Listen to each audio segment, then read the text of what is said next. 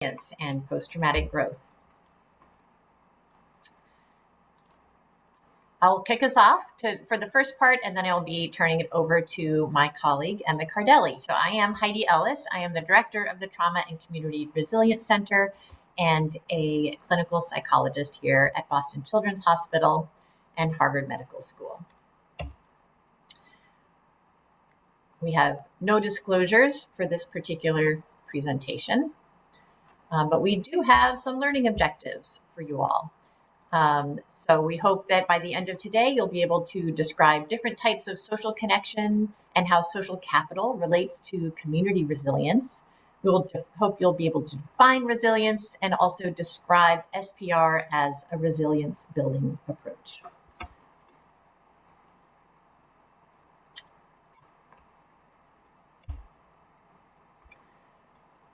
Across populations, psychological distress is a normative response to a range of stressors. Accumulating stressors such as threat to health, financial stressors, and social isolation and loneliness can all contribute to distress. As we sit here, 2+ years after the onset of the COVID-19 pandemic, we've likely all experienced some or all of these triple threats to our mental health. While we'll be talking specifically today about resilience in refugees and immigrants, I want to start the conversation more broadly. What is resilience, and what does it look like at a community level? From there, we will drill down to look at more specific factors around resilience in refugees and immigrants, and then I will pass the slides over to Emma, who will talk about a specific approach to fostering resilience. First of all, what do we mean by resilience? We can probably all call to mind a person who, or a moment that embodies what we mean when we say resilience.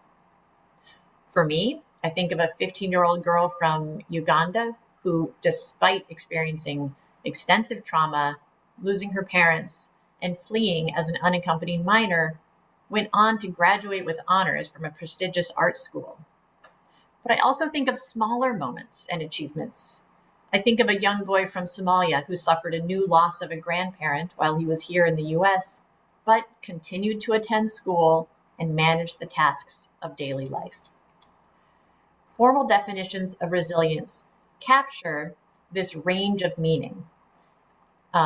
Resilience as a psychological concept refers to the capacity to adapt in the face of adversity, including following trauma, loss, and stress. Resilience can involve both a rapid return to baseline functioning after a new adversity, like you heard in my second example, or can encompass profound personal growth, as in my first example.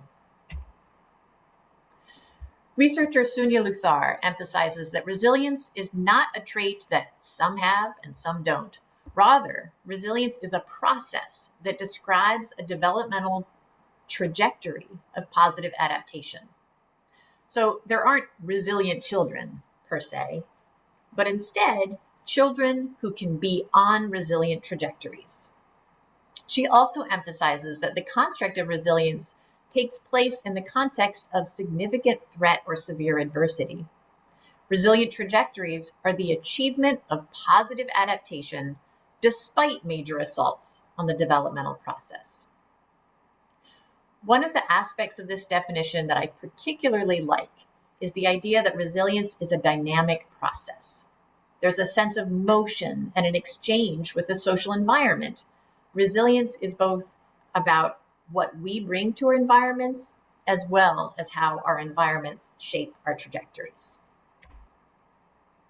So let's start then by thinking about communities that are resilient, both that foster resilience in individuals and that are, as a whole, made more resilient by what community members bring to them. Research has repeatedly highlighted social capital as a key aspect of positive adaptation and resilient communities. Social capital is more than just social connection. It actually is comprised of 3 different types of social connection. And the presence of all 3 of these creates strong social capital. So what are the 3 types of social connection? First, there's social bonding. This has to do with connections to people who are similar to you in some important way. Often there's family, maybe there's a religious community, an ethnic group, a group of people with whom you share some important fundamental aspects of character or life view. But we also have social bridging. Bridging social capital refers to connections that happen with people who are different from you in some important way. And these connections often are fostered through school, where diverse kids come together, clubs, activities.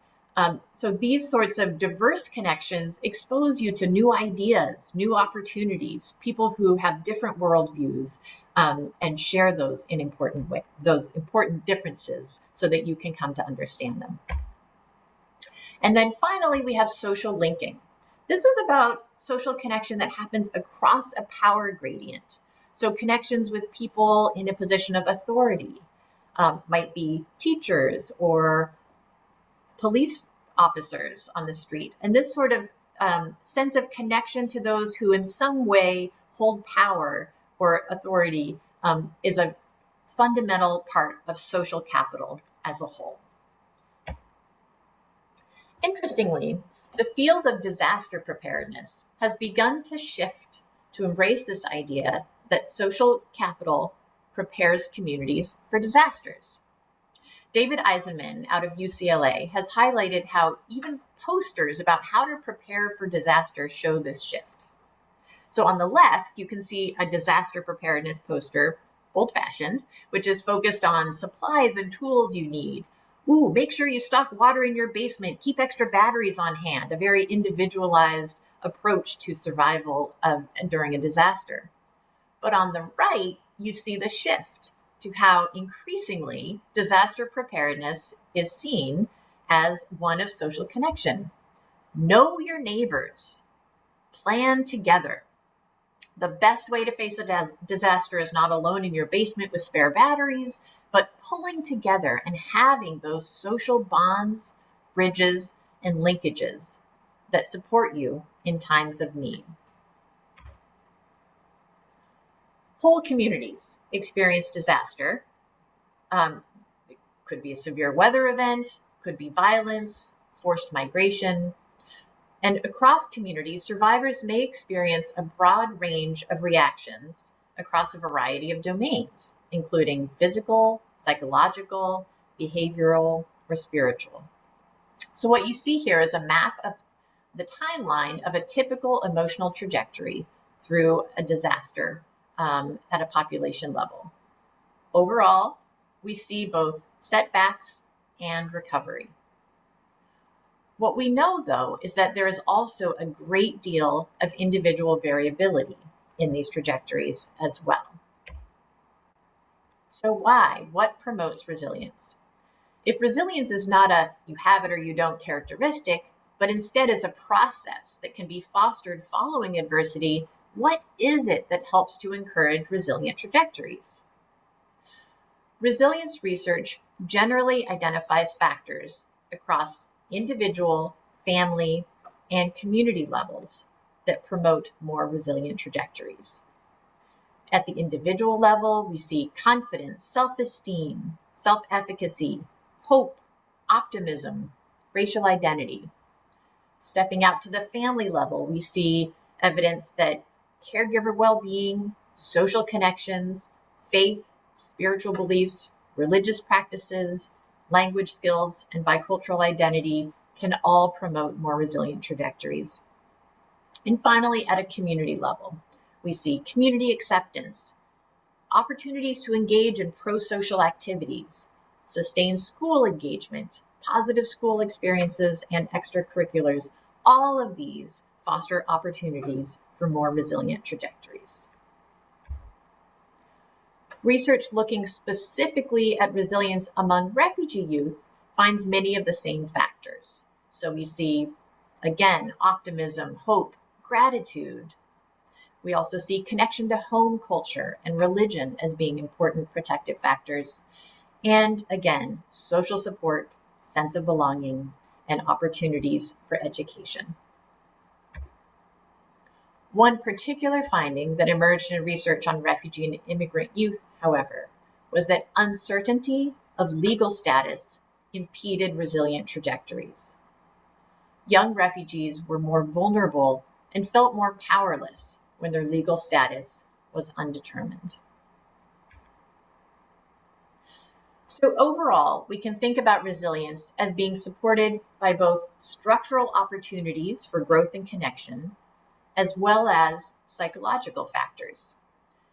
So we can see structural opportunities such as the availability of mentors or parental support, opportunities for social embeddedness like clubs or extracurriculars, activities that foster sustained school engagement. How do we really help kids get in there and feel connected and stay involved? Civic engagement opportunities, and then under the umbrella term of positive youth development, programs that really focus on youth assets and how to grow those assets, and seeing youth as vibrant members of our community.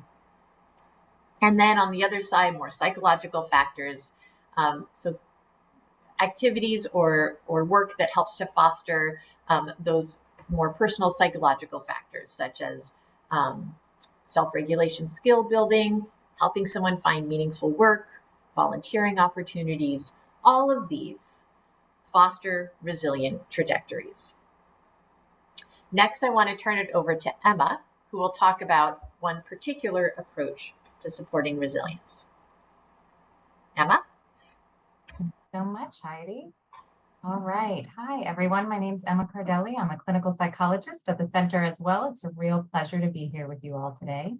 So I want to talk a little bit about skills for psychological recovery, or SPR, which is an evidence-informed intervention that was developed from a resilience building model rather than focusing on deficits or pathology. It was designed to be a secondary prevention model, not a formal mental health treatment, and can be implemented by practitioners without a clinical background. The goal of SPR is to support healthy adjustment in the aftermath of a difficult event or events. SPR clients are taught skills that reduce distress and enhance coping capacities. There are 5 core skill areas, which reflect different modules of the intervention. This modular approach provides structure while also allowing for flexibility in implementation so that practitioners can decide what to teach when based on a person's individualized needs. SPR is best implemented after immediate safety and security needs have been addressed. In addition, it's also been used to prevent burnout and secondary traumatic stress symptoms among providers working with trauma-affected populations as well in support of a workforce. Next slide, please.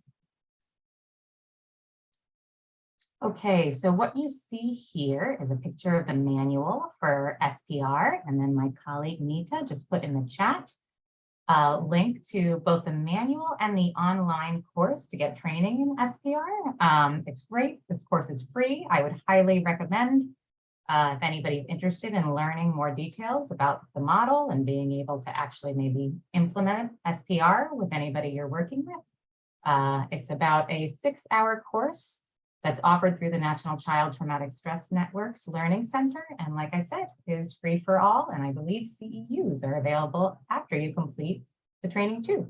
Okay, next slide, please.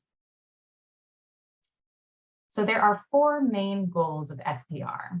1, to protect the mental health and well-being of survivors of traumatic events.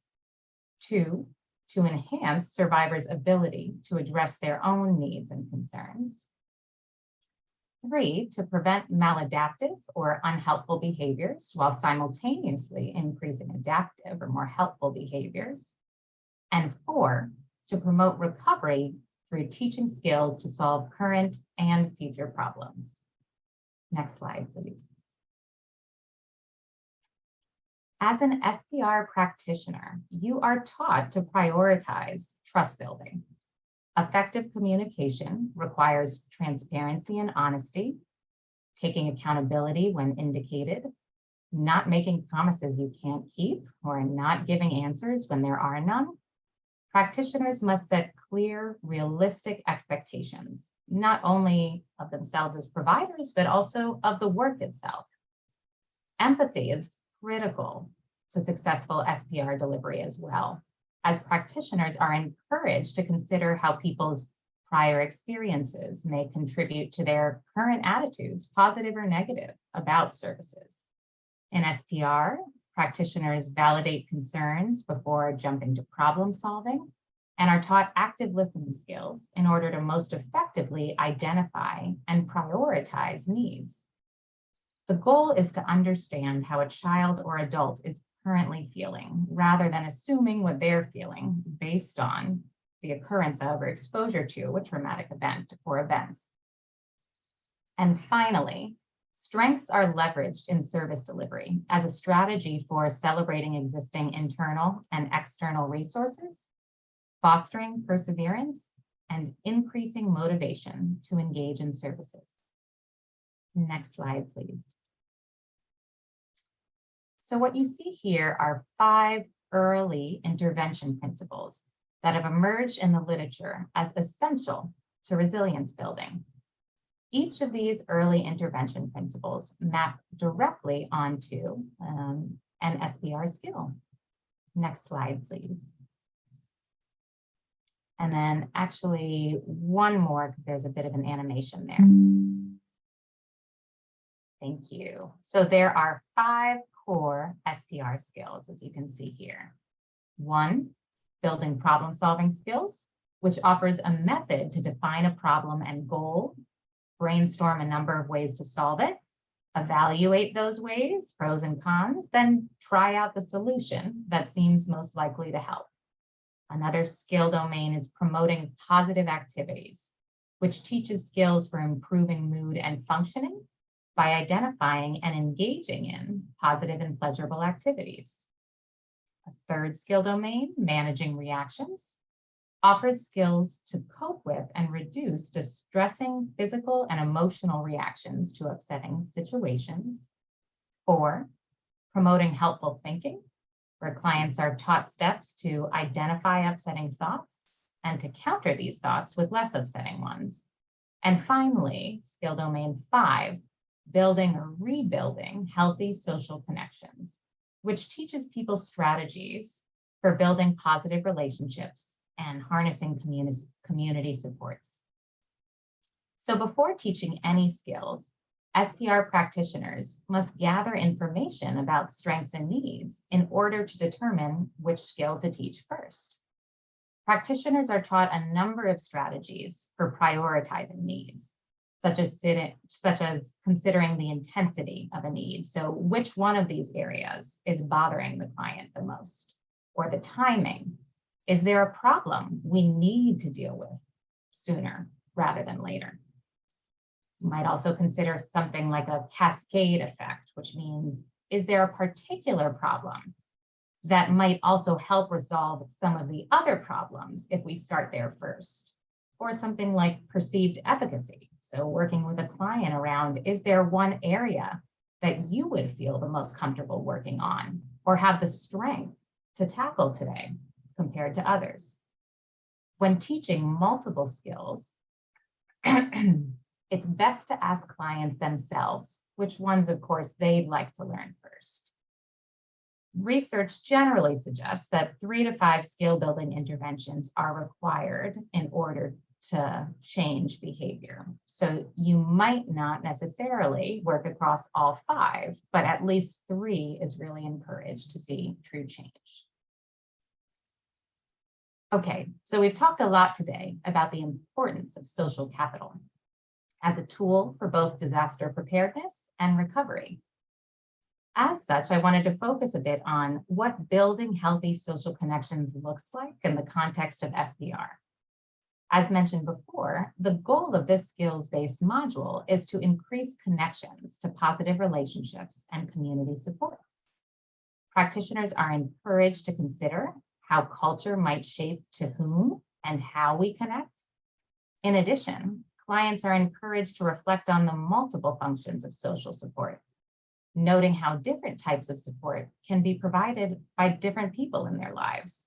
At certain times, one type of support, of course, may be needed more than another. For example, sometimes we might need our friends to provide advice in the midst of a difficult situation. Other times, we just simply need or want our friends to acknowledge that they hear, see, and understand what we're going through. Next slide, please. In SBR, social connection maps are used as a way to review existing resources and gaps in support networks and effectively build both new and old social connections. These maps reflect not only the existence of a relationship, but also the type of connection that that relationship offers and the function of social support received. So using the social connections map, social strengths are identified as well as areas where social connections might need to be bolstered. The goals of a social connections map are to increase the number of meaningful social connections in someone's life and to ensure that those social connections offer a broad array of support. A social support plan is developed then for each identified gap. Next slide, please.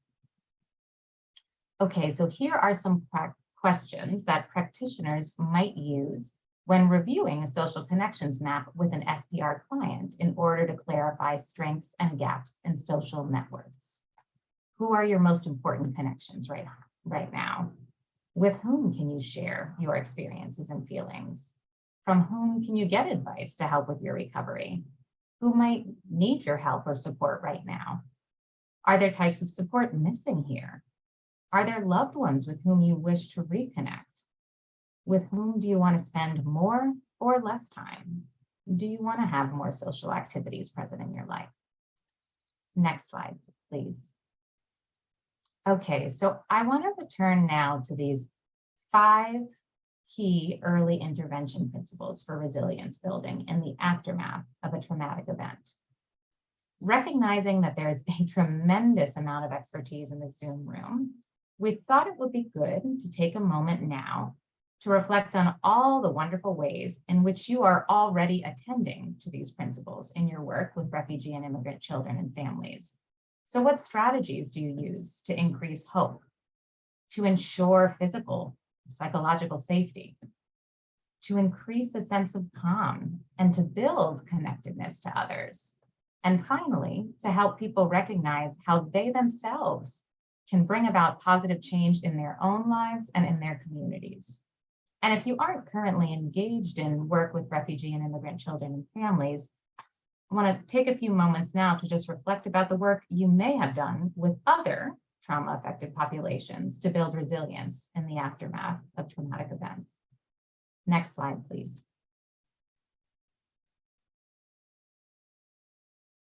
Okay, so my colleague Nita just put a link in the chat to something called Padlet that you can all see here. I want you to click on the link in the chat. It should open up a separate web page. Once that page is open, you'll click on the white plus sign under the header where you would like to contribute your ideas. You are welcome to contribute as many as you want. Type your text in that text box, and then you'll click the pink publish button so that we can keep a record of all of your guys' wonderful ideas. Just so you know, after today's seminar, like my colleague Jeff had mentioned, we'll be sharing the recording and the slides, but we're also going to be putting together kind of like an intervention packet to share with all of you guys, all the wonderful ideas that people were generating around each of these key early intervention principles. Our team will add some more as well. And hopefully this will be a resource that we can use in our work with clients to support resilience building moving forward. So I'm going to pause here and open the Padlet myself.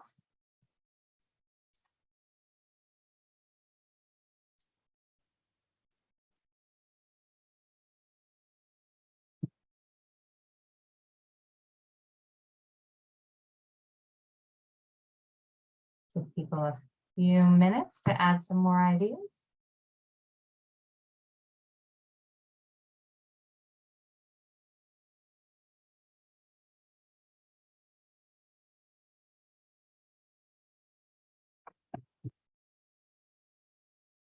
Great. These are great. So for safety, for example, using calm speech, active listening to enhance a sense of calm, we have grounding techniques, predictability, teaching culturally congruent breathing practices and contemplative practices. I'm also noticing bonding, bridging, and linking showing up. So thinking about get families connected with legal representation. That's more of a linking social connection. Food bank connections might be more of a linking, but then we also have, things are moving fast. I know I was seeing various bridging and bonding ideas as well.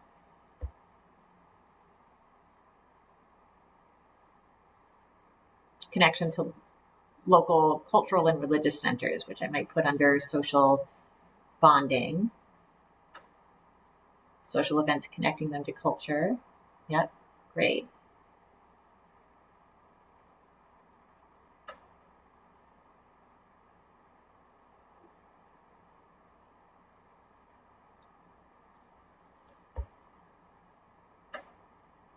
That's so fantastic. It looks like they're still coming through a bit. We've got so many for connectedness, which is particularly wonderful theme and what we've been talking about today.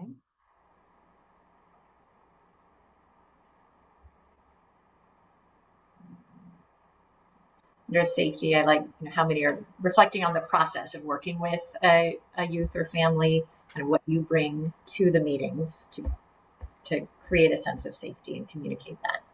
So consistency and predictability in communication and appointments and meetings, structure, calm speech, active listening. I know there are some questions potentially in the chat about self and community efficacy. So just to make sure that I further clarify that, when thinking about self-efficacy, it's really this idea that I myself am able to bring about change in my life. Community efficacy is at a broader scale, at the level of my own community. Can I produce change for myself? Can I make things happen at the community level? This sense, again, that I have, what's often referred to as like an internal locus of control, that I have the capacity within myself to affect change and within my community to affect change. We see that as quite key to resilience building.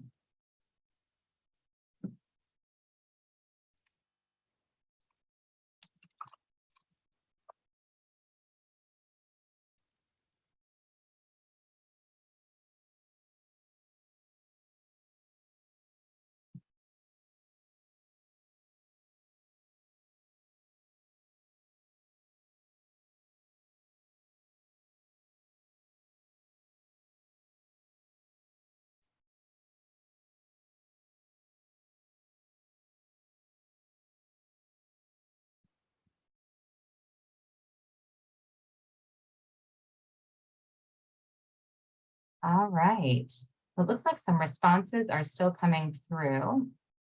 Please feel free to add more as we chat.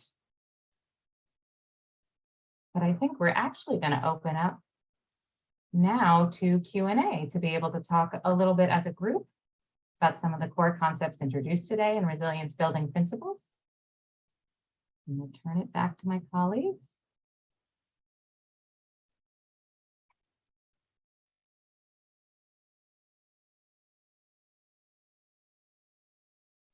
You have lots of questions coming in or comments coming in through the Padlet. If folks have questions directly for Emma and Heidi, feel free to put them in the chat.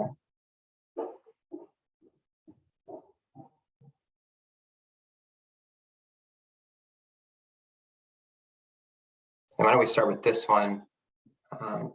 So Heidi and Emma, you mentioned that uncertain legal status can interfere with resilient trajectories. How would you recommend working with a youth or family or a community context that was having uncertain documentation status? Emma, do you want to start with that one? Yeah, sure. So, I think this is, it's an excellent question. This is definitely tricky, in part because at times as like an individual practitioner, there is only so much we can do to change this uncertainty and to change that swirling uncertainty around somebody. That being said, I think first and foremost, it's important to acknowledge the reality of just how heavy of a weight it is to carry that uncertainty, and how that uncertainty can affect so many other domains in somebody's life. I think, of course, to the best of our ability, we'd also hope to do in connection with other people who might work with a youth and family, to do some level of advocacy to see what we can do as a practitioner working with an individual or family system to ideally reduce this uncertainty, to bring clarification, and to support in any way, shape, or form legal efforts that we may be able to ensure that somebody has some clarity. And then, of course, I think with that uncertainty, oftentimes we do need to do some safety planning with the clients and families we're working with as well, to be considering, to support people in developing plans for what might it mean if I am deported? What might it mean, for example, if my mother is deported, how that might affect my family system? What are the plans then for me and my family? So bottom line, I think, is it's really, really important. I think because that reality is so distressing at times for practitioners, there can be this desire to kind of jump in and say, it's okay, things will be okay, things are all right.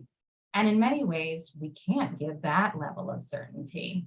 And it's really important to validate just how distressing, upsetting living in that uncertainty is, normalizing it for people, aligning with that reality, and generating family-based solutions, ideally for what can we do in the midst of this uncertainty to try and create safety plans, as I was saying before. And I think also to kind of reflect on what are the things we do and do not have control over, and how can we kind of hone our attention to that which we have a bit more control over and certainty around. Heidi. Thank you, Emma. I think everything you said was was spot on, and it's interesting even just hearing you talk. I was thinking about the Padlet discussion around how do you create a sense of safety, and I think part of what you're saying is we can't always control the outside structure around safety, but what you're saying is within the context of the relationship, being honest, communicating clearly, trying to create a sense of safety within that, through that very sort of transparency and honesty and willingness to sort of acknowledge what that outside reality looks like, while also, of course, holding the need to kind of do what we can in that space. I would also say that all of those other sort of resilience factors that we talked about remain true, and even more important in the context of legal uncertainty. So really thinking about where are the places that we can sort of build in some of those more positive experiences to support what's going to be an extra challenging experience for a child and family. Yeah, thanks, Heidi and Emma.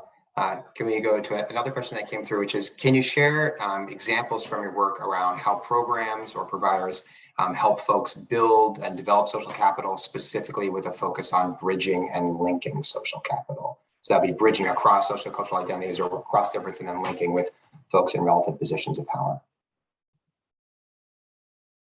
Heidi, do you want to start actually at the programmatic level? And then I can maybe, did I hear, Jeff, that question correctly, that there was a individual and kind of programmatic component? Yeah, and with a focus in particular on bridging and linking. Sure. So I'll talking programmatically. One of the things that we feel very strongly about is including community advisory boards. That can be a really great venue for bringing together different people, creating both bridging and linking opportunities. I also think community outreach to folks like law enforcement. Law enforcement is often the kind of front face of government for families. That's the person that the police officer on the street corner is the one that you might see in a more daily way than your elected government officials.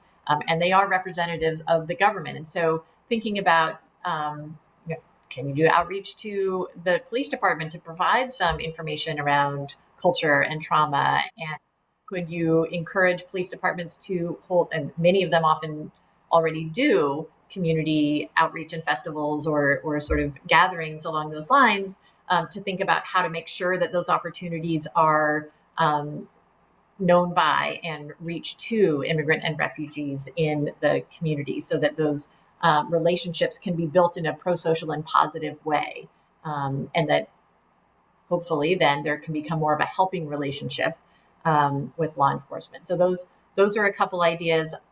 Schools, tremendous opportunity for lots of reinforcement of social linking. And again, I think, some of it will happen naturally.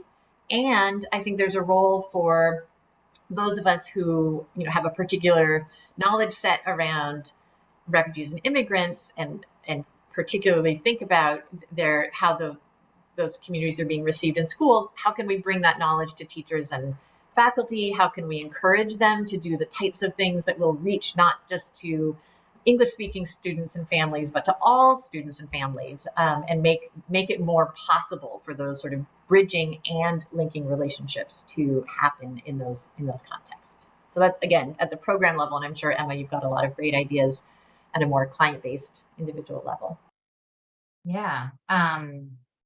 So on the individual level, I'll say that one thing that immediately comes to mind, because I was just talking about SPR and building social connections maps. I think oftentimes, I know in my one-to-one work with individuals, there can be this tendency to really focus on building those bonding networks, right? So those areas where it seems like people naturally bond, and how do we strengthen those bonds? And I know that I'm so guilty at times of missing the bridging and the linking piece as really being quite critical to resilience building. So I think in thinking about creating these social maps, these social network maps of people, where we're better understanding the ecosystems in which they're embedded, available connections to them. How do we push ourselves as practitioners to think about the value of bridging to others who don't think like you, who don't necessarily operate in the same spaces all the time? What can that mean for this individual to grow connections, again,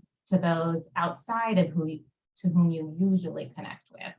Same thing with linking, as Heidi was talking about, in terms of the importance of those institutional connections and the roles that institutions, quite frankly, need to play, I think, an even better and better role in taking accountability for supporting, I think, individuals, and institutions themselves have a role to play in resilience building. What can institutions do to be more inviting, to be more welcoming? What can individuals do to reach out to those institutions? But like Heidi was saying, more programmatically, what can institutions themselves do, I think, to make themselves more welcoming? And on that note, I think another programmatic point that I will point out that we often do at our center is a lot of the interventions we end up developing at our center require multidisciplinary teamwork for a reason. We really focus on building teams, service teams around families, where you're having lots of disciplines coming together intentionally to reflect on, talk about, triage the needs of individuals, and then to collaboratively generate solutions for how do they each play a role in supporting that individual. And I think that goes a really long way in making sure that these various domains of social capital are addressed. I'm also going to put in the chat one resource I myself just recently learned about. It's something called One Trusted Adult. And I don't know if any of the folks in this Zoom room now are here from New Hampshire, but One Trusted Adult, from my perspective, is a fantastic organization because they've finally taken on that charge of, okay, everybody talks about the importance of one trusted adult in somebody's life for making a difference. But hey, nobody actually really kind of concretizes or operationalizes, like, what does it mean to be a trusted adult? How do you do that? How do you get there? What does that truly require of you to show up as a trusted adult in somebody's life? And this organization is doing some incredible, both kind of research and programmatic work on how to truly operationalize what that means. This is kind of speaking to the piece of institutional accountability too, in terms of how we show up for others, not just expecting others to reach out to, for example, institutions. So let me put that in the chat before I. Yeah. And Emma, as you're doing that, oh, Heidi, do you want to make a comment on that before we jump to the next one? Yeah, so I've gotten a couple of questions that came into me, which were for Heidi and Emma's perspective on if someone wanted to bring a particular protocol or module or series of tools like skills for psychological recovery to either an individual client or family or to their agency that may not be currently doing this. Say they watch the training or do that, how do they bring this forward to their colleagues or other people in their system? Any advice or strategies for folks? I think that's a great question, great idea. The wonderful thing about SPR is that it's so freely available and it's truly taught in a way that's accessible, that anybody, again, even those who have, let's say, no mental health background, are able ideally to implement something like SPR. Now, once you get the training, technically, you can go with it. That being said, I think at times it can be helpful for kind of consultation groups to form around, am I teaching this skill right? Am I meeting this person's needs? Did I even identify the needs correctly? As far as I'm aware, the actual developers of SPR don't run, for example, like regular consultation groups that would be freely available for people to access. But I do know that within some agencies, people have just kind of taken on a whole peer-to-peer model, especially because this isn't really, again, intended to be non-clinical and to be implemented by practitioners from a diverse array of backgrounds. So I really do like the idea of, if you are going to kind of roll this out within your agency, thinking through what are the supports that might be needed within your agency, even on a peer-to-peer level, recognizing that nobody's expert, but you're all taking the skills that you learned, trying to implement them with the clients that you have. What kind of supports can you all offer to one another in implementing an approach like this? And of course, I think the NCTSN is just an incredible resource and an incredibly responsive resource. So if you ever wanted to reach out directly to the NCTSN for more supports around SPR, you definitely could, I'm sure. And we got another question, two other questions sort of on a similar theme, which is, you mentioned that optimism fosters resilience, and sort of this idea around are all kids resilient, or is that a capacity or a trajectory you can help kids get on? Optimism sounds kind of like a personality characteristic. How would you build optimism, and how do you help facilitate these change-oriented processes?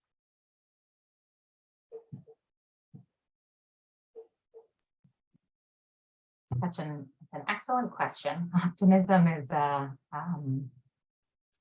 it can be a really, really hard skill, let's say, to foster. And I think, Jeff, the way you put it in terms of that it can be just conceptualized as a personality trait, something that's innate and not something that we can cultivate, is totally true.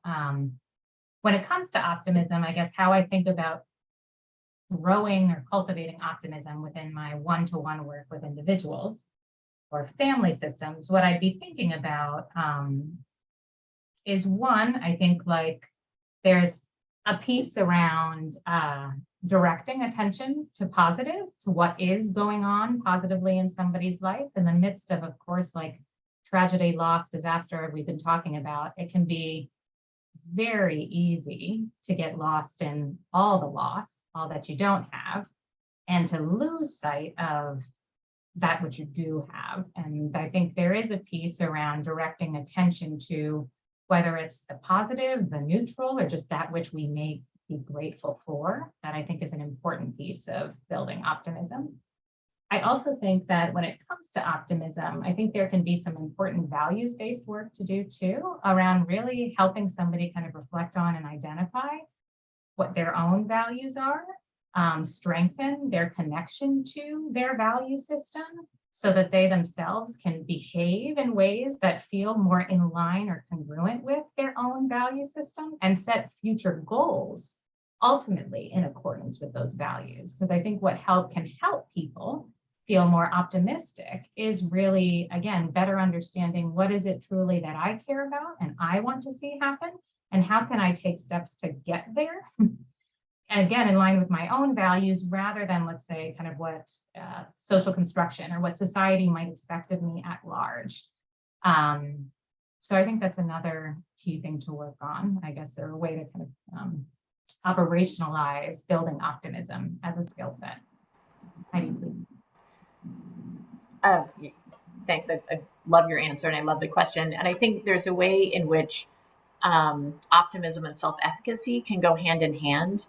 And it may be that it's harder to hold optimism that, you know, everything's going to be fine and the world's going to work in the way I want it to work. But if you can start building that sense of optimism that you're going to be able to navigate what comes your way and you have the skill sets you need to be able to start heading in the direction you want to go, you know, that maybe there's a sense of kind of agency around optimism there that comes in, a sort of, you know, work where there is room to maybe feel a greater sense, a greater locus of control around, like, yes, I mean, I'm able to do these steps towards what I care about, and that can create optimism then, even if it would feel sort of falsely rosy, maybe, to talk about everything's going to come together and your legal status will come through. And, you know, because we can't do that, as we talked about. You have to be honest and kind of create the safety through transparency and kind of accepting what the reality is, while also finding where is there room for someone to individually feel some control and movement that is cause for optimism. I just also will say briefly, it is important, I think, particularly when working with somebody who's fairly down and out, to recognize the positive that you're seeing, both in terms of in that person, but also in, you know, you're catching the positives in the midst of your work with that individual in any space. So it goes an incredibly long way to make sure we ourselves are holding ourselves accountable for catching the positives and reinforcing positive choices or reinforcing amazing attributes, amazing resilience in the people we work with, and making sure that we're reflecting that back. Those strengths. We have another question that came in that's saying, Emma, it sounded like you mentioned that this type of program, SPR, could be helpful for secondary traumatic stress and or helping providers or the helpers who are trying to be helpful. Can you say a little bit more about supporting you know, mental health providers or our other colleagues in our system who are trying to be helpers? Yes. So I can only say so much about this because I have been told that SPR, I have not been a part of an organization where, for example, SPR is used to address or attend to secondary traumatic stress. That being said, I know they're collecting some data on this domain, and it seems to be, I think, quite useful for a lot of providers to think about how they can themselves take on these skills in their work with others.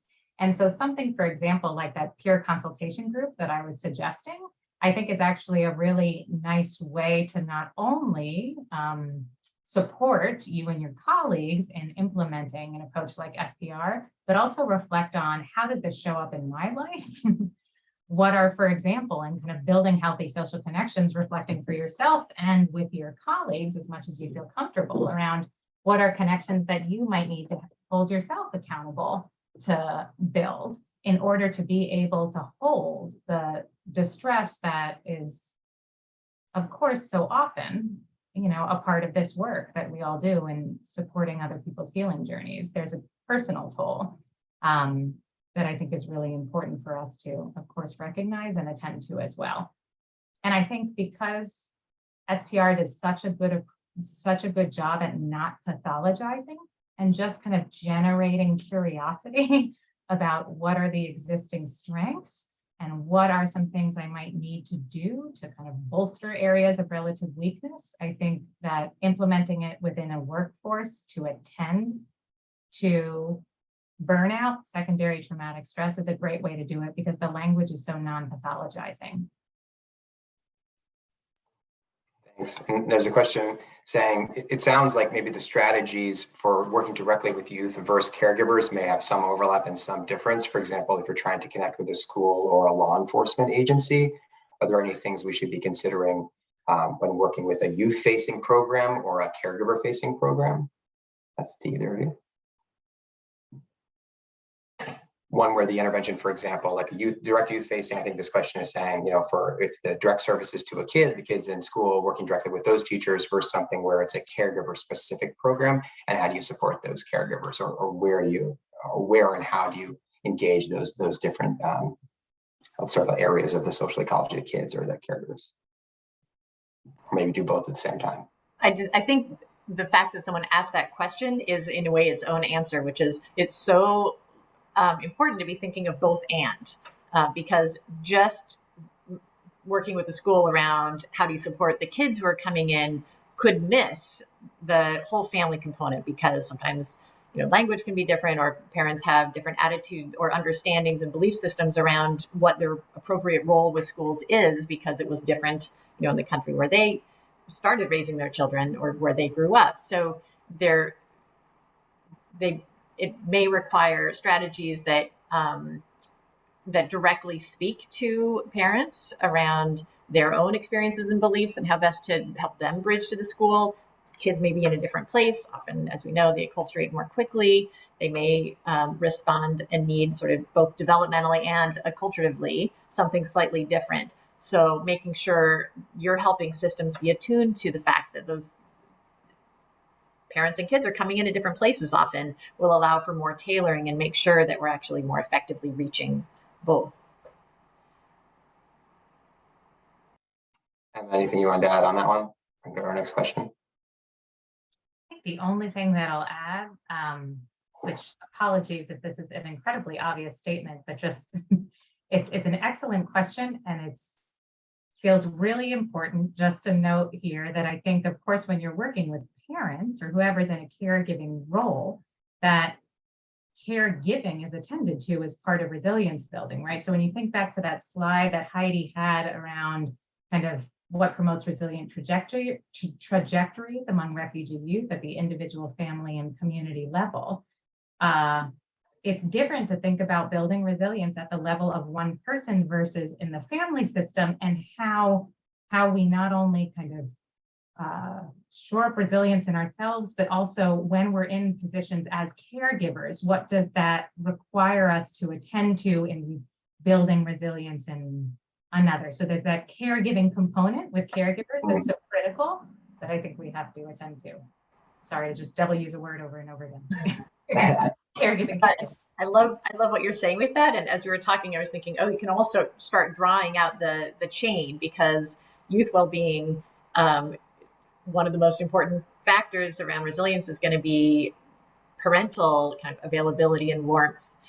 But then you look at maternal well-being and the research on that, and I say maternal just because that's where more of the research has been, not that fathers aren't also important, but in the maternal resilience literature, what we see is that there are a couple levels to what helps foster resilient trajectories. One is around, just the basics of, do they have enough food and housing, and are some of those daily living stressors, can you mitigate those? That's like a fundamental to promote resilience. And then on above and beyond that, a lot of it is around social connection and friends, and belief that you'll be comforted when in distress, and authentic connections and relationships.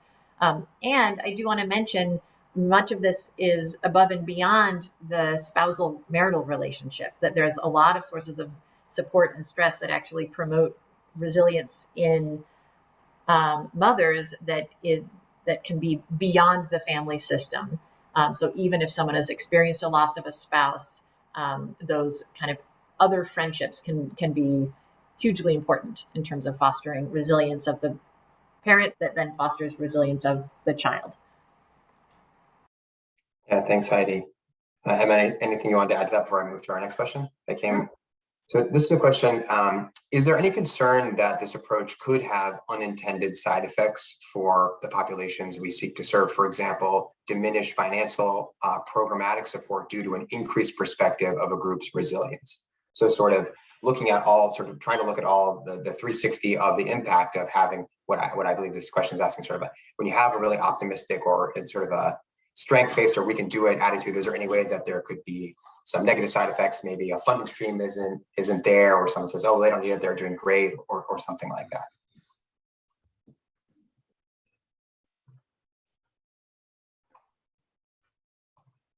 where my mind went just then was back to one of the points that Sonia Luthar mentions, which is that resilience is not just about doing well.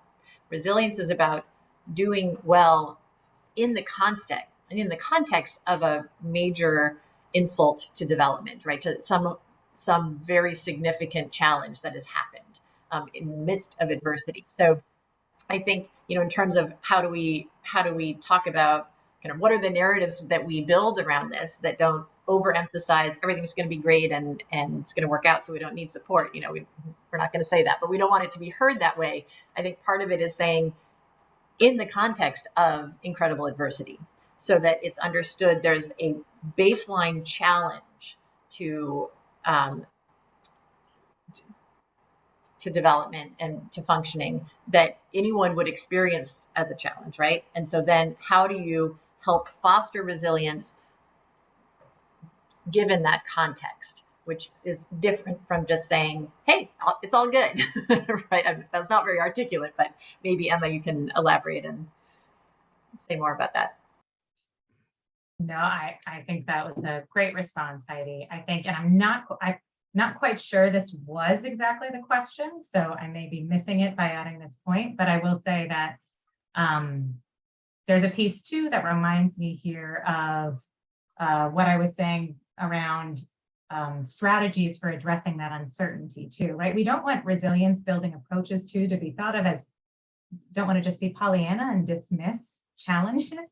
So I guess I would add this other piece of like, it's important to resilience building doesn't negate aligning with a challenging reality or diminishing adversity and difficulties too. That is honestly aligning with that reality is fundamental to the work. It's not about just dismissing it or saying we're good and everything's better and things are fine now, all is well.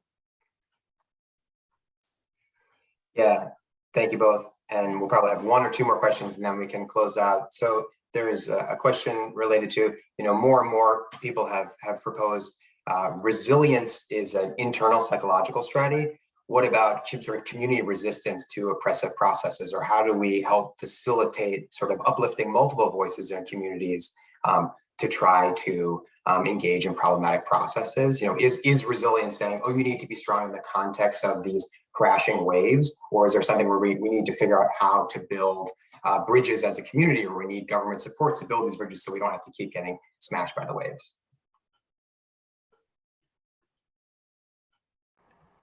So I feel like whoever wrote that question is close to my heart, because I think one of the reasons I wanted to start today with community resilience was the idea that this isn't about just individuals who are on their own trajectories. It's about how do we step back and think about what makes our societies more healing and wholesome and kind of an environment where hopefully we're reducing some of that kind of smashing adversity so we don't have to pick up the pieces on the other end.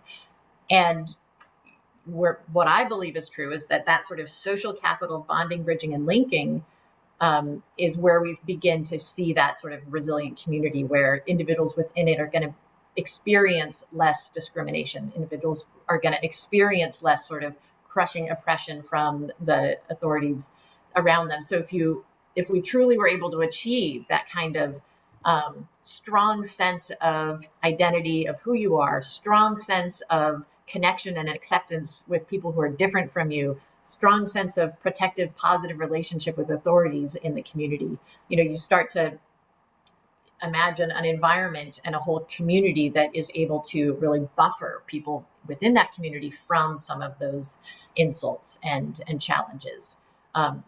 They'll never all go away, but can we move towards a model that includes bonding, bridging, and linking for all members of the community?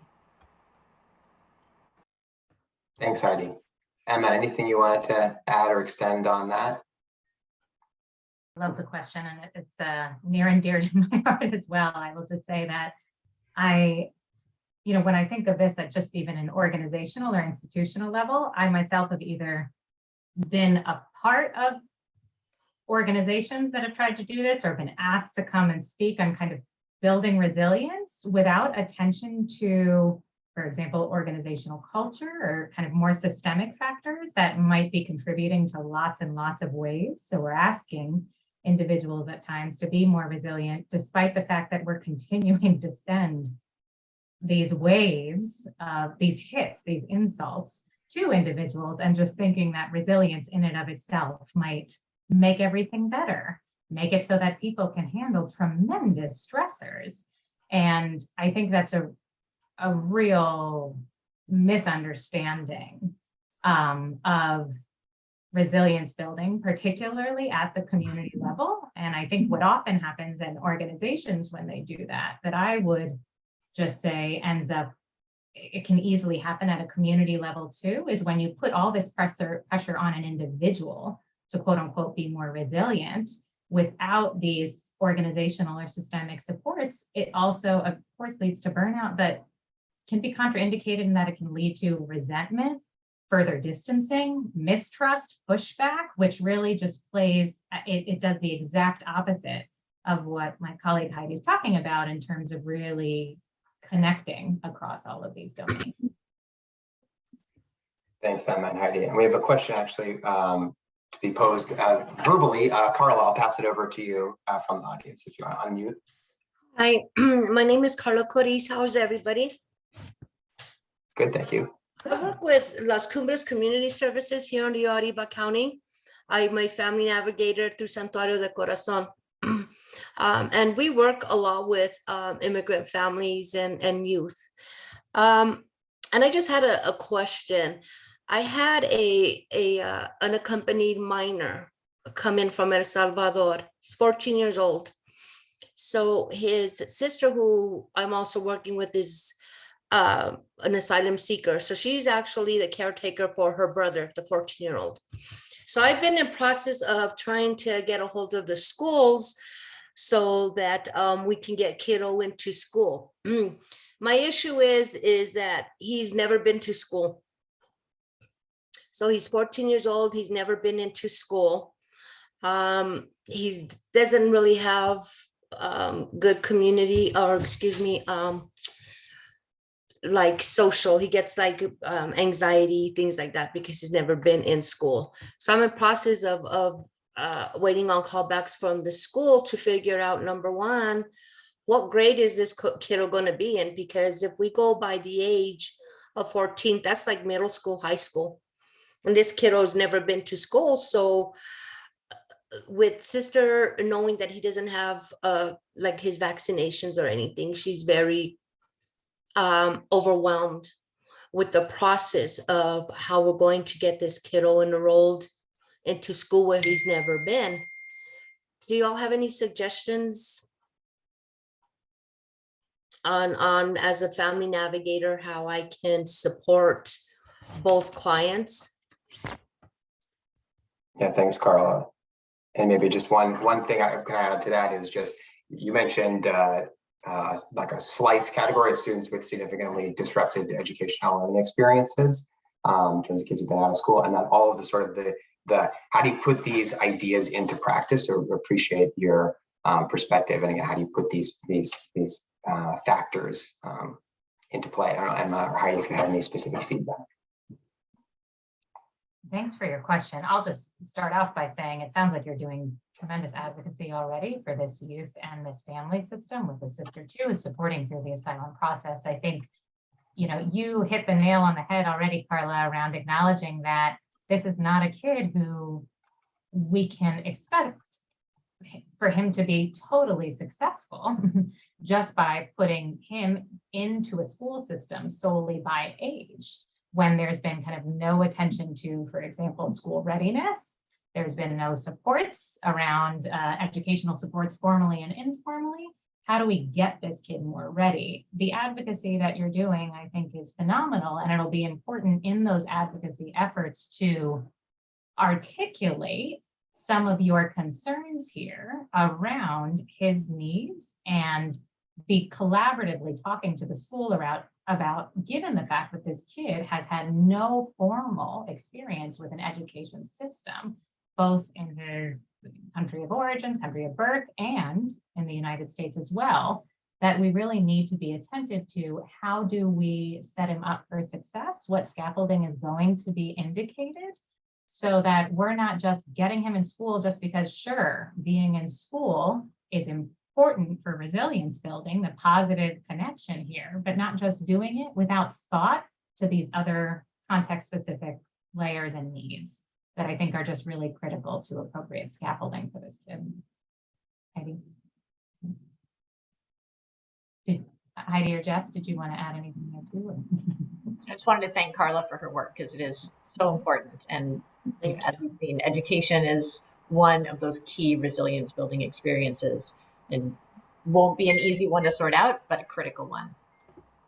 I see that a couple of folks put in comments in terms of questions or strategies, Carla, in terms of pretty concrete things you could implement or try. Thank you. Yeah, thanks for your question. So we've come to the end of our questions. If folks have any last questions, things you really want to ask, you put it in the chat now or raise your voice.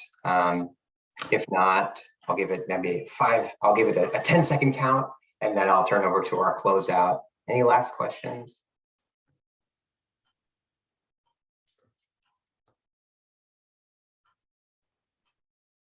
Okay, well, I wanted to say thank you so much to Dr. Heidi Ellison, Dr. Emma Cardelli for presenting today, and thank you all for attending today's session.